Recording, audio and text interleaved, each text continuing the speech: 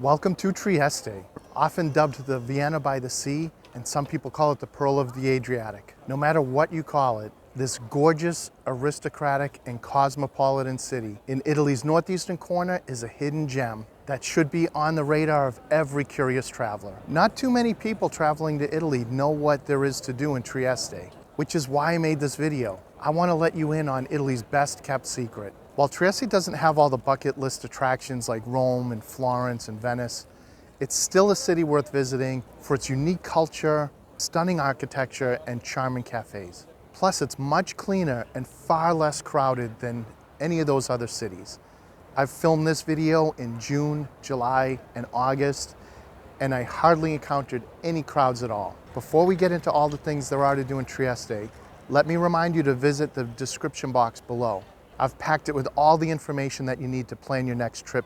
I'm also going to take this chance to mention that I think Trieste really deserves a few days for a visit.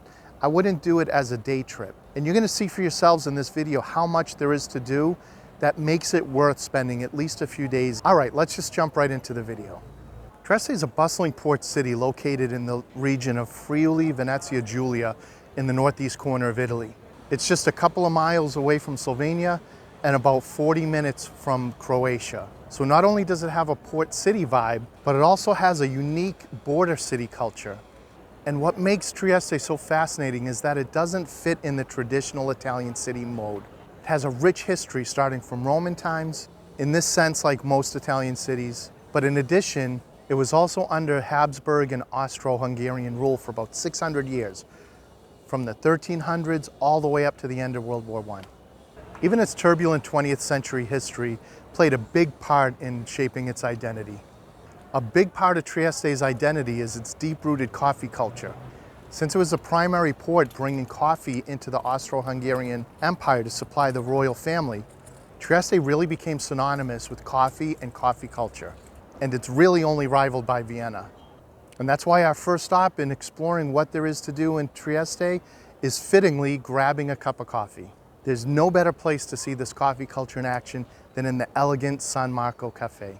Stepping into San Marco is sort of like stepping back in time. It's almost like a living museum.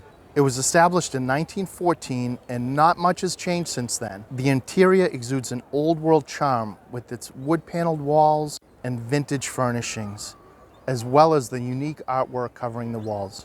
But it's got everything you want in a cafe. It's got good coffee, nice atmosphere, and a very friendly staff. Much like the famous coffee houses in Vienna, it's been a gathering spot for intellectuals, writers, and artists throughout its history. And among them were Sigmund Freud and James Joyce, who lived in Trieste, and it was in this cafe where he started writing his book, Ulysses. In addition to good coffee, you've got a really nice bookstore located inside. So if you're a book lover and a coffee lover, you've got the perfect location. Even older, but far more aristocratic, is Café degli Specchi, which means the coffee shop of the mirrors. It was established in 1839, so it's almost 75 years older than San Marco. You'll notice a big difference in the interior in Café degli Specchi. This cafe, like I said, was far more aristocratic, and that's reflected in the interior. You've got the mirrors, chandeliers, much more elegant furnishing, and more of a classic ambiance. As nice as it is inside, it's the outside that really draws people, in addition to the great coffee and desserts. One of the quirks about the coffee culture in Trieste is they have a unique way of naming the classic coffee drinks. For instance, an espresso in the rest of Italy is called a cafe. You actually don't call it an espresso, you call it a cafe, just a coffee. But in Trieste, they call it a nero, which means black. And it goes even beyond that, because some people like to drink their espresso in a glass cup that you can see through. It's called a bicchiere in Italian. So they'll ask for a nero in B for bicchiere. Then there's the macchiato. In the rest of Italy, an espresso with a dollop of steamed milk is called a macchiato, which means stained in Italian. But not here in Trieste. In Trieste, they call it a cap, C-A-P, cap. And a lot of people like to get it again in the clear glass, so it's called a cap in B. Now, a cappuccino is pretty much called a cappuccino even in Trieste. But some people will call it a macchiatone, which just means a big macchiato. One of the spots you're likely to end up multiple times is the Piazza dell'Unità d'Italia. This grand square is not only the largest sea-facing piazza in Europe, but it's also a vibrant hub of the city's culture and social life. It hosts concerts and all kinds of other events. And it's surrounded by stunning historic buildings, including the majestic City Hall. That's the centerpiece of the piazza. And it's a perfect spot to soak up the atmosphere of Trieste. You can enjoy a coffee at the nearby Café degli Specchi, which I already mentioned, or just admire the breathtaking views of the Adriatic Sea. At its center, you'll find the impressive Fountain of the Four Continents. It's a Baroque masterpiece that represents the continents of Asia, Africa, the Americas, and Europe. And surrounding the square are some of Trieste's most iconic buildings. You've got the majestic City Hall as its centerpiece, the elegant Palazzo del Triestino. Make sure that you don't miss the Palazzo del Governo because it's got some distinctive mosaics. Then there's the Palazzo Strati, and that's where the Café degli Specchi is. At night, the piazza lights up beautifully. It creates a magical atmosphere that's perfect for an evening out. No visit to Trieste is complete if you don't take a stroll along the Molo Audace. This is a picturesque pier that extends deep into the Adriatic Sea. It's right at the end of the Piazza dell'Unità d'Italia, so you just have to walk right across the street to get there. It was initially constructed as a breakwater, but then it became a pier named after the Italian ship, the Audace, which was the first Italian ship to dock there after World War I when it became part of Italy. This is the spot where locals will bring a spritz or a gelato, sometimes a picnic, so they can sit and look at the sea, enjoy the sea breeze, and even watch the huge cruise ships go in and out of the bay. During your trip to Trieste, the Grand Canal is definitely a spot that you don't want to miss. It's not as grand as the Grand Canal in Venice, but it's still worth the stop. It's right in the heart of the city. It's a great spot for a leisurely stroll if you just want to take in the atmosphere. But there are plenty of places to sit down and have a spritz or a coffee, even a light meal. And it's especially beautiful at sunset, so this is a great spot to come and have a nice aperitivo when the sun's going down over the Gulf. As you stroll along the Grand Canal, you'll come across the statue of James Joyce. He's the famous Irish writer, and he spent years in Trieste and has become something of a favorite son of the city. Another interesting aspect of Trieste is its well-preserved Roman heritage. These ruins provide a glimpse into Trieste's ancient history, and the perfect place to start exploring this past is at the Roman Theater. The Teatro Romano. It was built during the reign of Emperor Augustus, and it was strategically constructed at the base of San Giusto Hill, right behind it. It used the natural slope of the hill to create seating for an audience of about 6,000 people. The theater was an important cultural hub in ancient Tergeste. Tergeste was the Roman name for Trieste. It's close to just about everything, and chances are you're going to pass by it multiple times on your visit. After checking out the theater, you'll want to head up to the San Giusto Hill because that's where the ancient part of Roman Trieste began. A good place to start is the Lapidarium of the Winkleman Museum. It's a small museum that's a treasure trove of Roman artifacts. And even though it's small, it really packs a punch with its collection of daily objects. It has a lot of things that were used by your everyday Romans. So you'll find things from pottery and tools, lamps, and exquisite pieces of funerary art. And best of all, it's free. And it doesn't require that much time to visit. So it's a perfect stop for a quick yet enriching dive into the Roman history of Trieste. Some more Roman ruins on the hill are in the Roman Forum. This takes a little more imagination to visualize what it was like during Roman times with just some of the columns left standing. Most of the artifacts in that area were repurposed into other buildings. The last of the major Roman sites is the Arch of Richard, or the Arco di Riccardo. It's a 1st century arch that was built under the rule of Nero. The arch's name is a little bit of a mystery, with the legend saying that it's named after Richard the Lionheart, who passed through it on his way to the Middle East during the Crusades. There's more to see on the San Giusto Hill than just the Roman relics. You'll also find the Cathedral of San Giusto, which is a stunning 14th century church, and it combines Romanesque and Gothic elements. The church is dedicated to Saint Justus, the patron saint of Trieste. And the current church that you see now was built atop an older basilica dating all the way back to the Roman times, to some of the earliest days in Christian Rome. In fact, you can still see some of the original floor mosaics from that time period. As you step inside, one of the first things that you're going to notice are the ancient Roman columns. These were taken from some of the nearby buildings and incorporated into the structure of the church. The front of the cathedral has a large rose window, and inside, that window lets light into the building that creates some beautiful patterns inside. That adds even more to the elegance of the cathedral. When you visit the Church of San Giusto, don't miss an opportunity to go up in the clock tower right next door. The climb up is worth it, not only for the sea views, but along the steps going up, you'll find some more pieces of Roman history that were incorporated into this building. Then from the top, you can see the city's red rooftops, beautiful view of the Gulf. Also sitting high on San Giusto Hill is the San Giusto Castle. This was a historic fortress built by the Habsburgs between the 15th and 17th century. And it makes a perfect spot to survey the Gulf to see if any enemy forces were coming. Miramare Castle is an absolute must-see when you're in Trieste. In fact, it's probably the reason why you're even thinking of going to Trieste in the first place. It's an iconic symbol of the city. It's perched on a cliff on a little promontory that juts out into the Adriatic.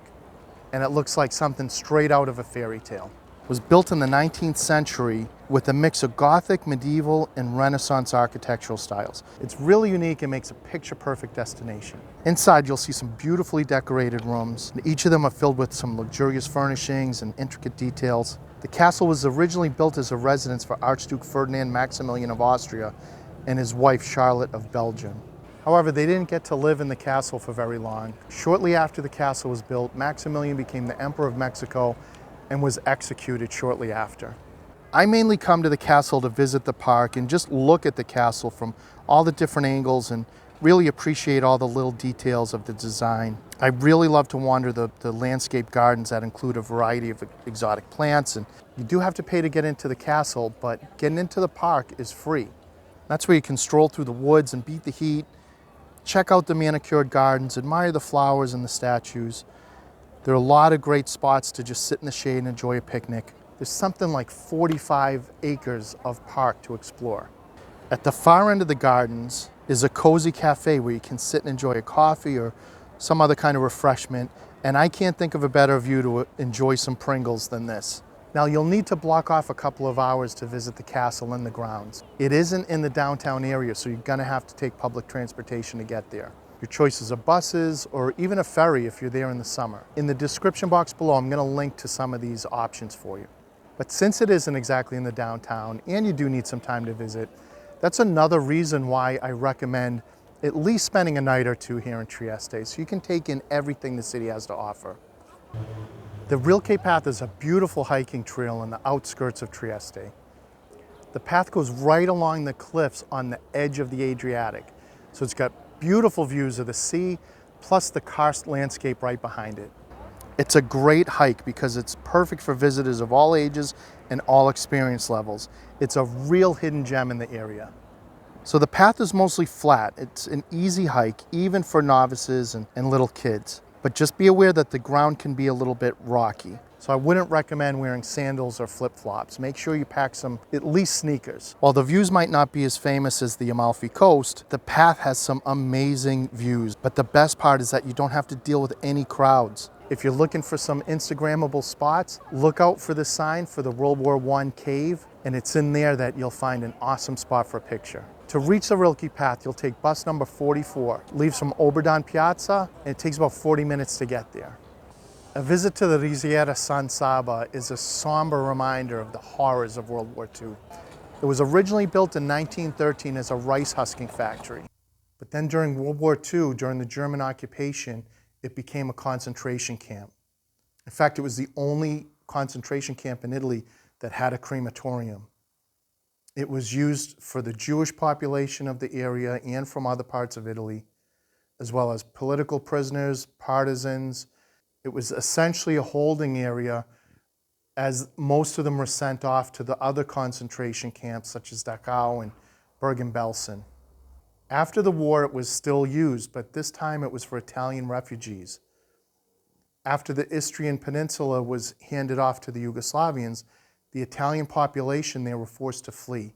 They had to come back into Trieste, which at that point still hadn't become part of Italy, and find a new place to live. Now that it's a museum and a monument, when you go in, you could see the chambers and the remains of the crematorium. There are exhibitions inside where you'll see the documents and the photos and also personal belongings of some of the people who were imprisoned there. Entrance to the museum is free. It's open year-round except for Christmas and New Year's Day. You can get an audio guide to help you understand things a lot better, and it's available in multiple languages. It's also easily reached by bus from the downtown in about 15 minutes. I highly recommend that you take a trip there. The Grot Gigante is a cave located just outside Trieste. And if you're in the area, it's my opinion that you really have to go for a visit. It's famous actually for how big the chamber is inside. In fact, they call it the Cathedral. And it's one of the largest tourist caves in the world. When you descend into the cave, you're going to be surrounded by some amazing scenery, from the stalactites, the stalagmites that have been formed over millions of years. And they're creatively lit up, so it really adds to the experience. And you'll get a guide. You have to actually go in with a guide.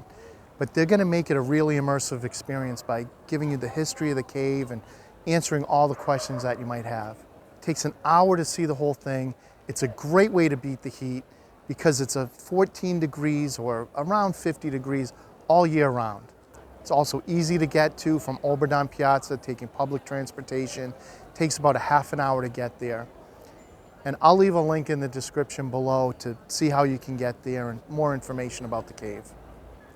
Swimming at the Barcola is one of the quintessential experiences in summer in Trieste. So this seaside promenade stretches along the coast and it's easily reached from the city center. And it's a favorite spot for locals and even visitors to cool off in the Adriatic. It's accessible by the same buses that stop to bring you to Miramare. So it's a pretty convenient place to have a refreshing dip before or after your visit to the castle. Now the Barcola is dotted with pine trees, so you've got some natural shade, and it provides a nice picturesque backdrop for your beach day. There are several cafes and kiosks along the promenade, so you can grab a bite to eat or a cold drink. So if you're in the mood for a gelato, a quick snack, even a spritz, there's something there for everyone. Now it isn't exactly a beach, because there's no sand there. You can't just walk into the water. Instead, there are platforms called topolini, which means little mice. And there are ladders there where you climb in and out of the water. And each of these topolini has a bathroom, a changing area, some showers. And even at Topolino number 10, there's a ferry stop that goes to Miramare Castle. Then if you're visiting Trieste in October, this is a perfect opportunity to take in the Barcolana. It's one of the largest sailing events in the world. Even if you're not participating or really a sailing enthusiast, the sight of those countless sailboats in the Gulf, it's really a spectacular experience. Trieste's buffet restaurants are unlike any buffet that you can really imagine. Think less an all-you-can-eat and more a local spot where you can sit and have some traditional comfort foods from Trieste.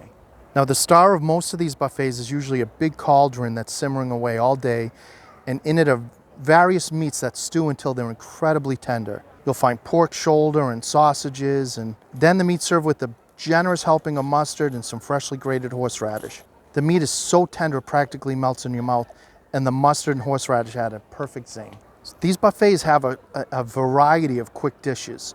They're usually geared towards meat lovers, but there are some that have some other options. Like here at the Buffet del Gildo, for example, I came and I wanted something a little bit different, so there were some open-faced sandwiches to choose from. I ended up with some fresh fried fish and a nice beer to wash it all down. Locals go to these buffets because it's a perfect spot to have a quick lunch or dinner and get a nice hearty meal. It's a tradition that really brings people together, and every neighborhood pretty much has its own.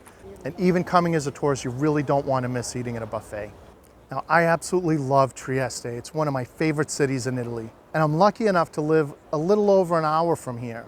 If you're interested to know more about Trieste and whether you think it's going to be worth a visit, then I highly recommend subscribing because I've got a lot more videos coming out. In addition to that, I'm always providing a lot of helpful information so you can plan a perfect trip to Italy.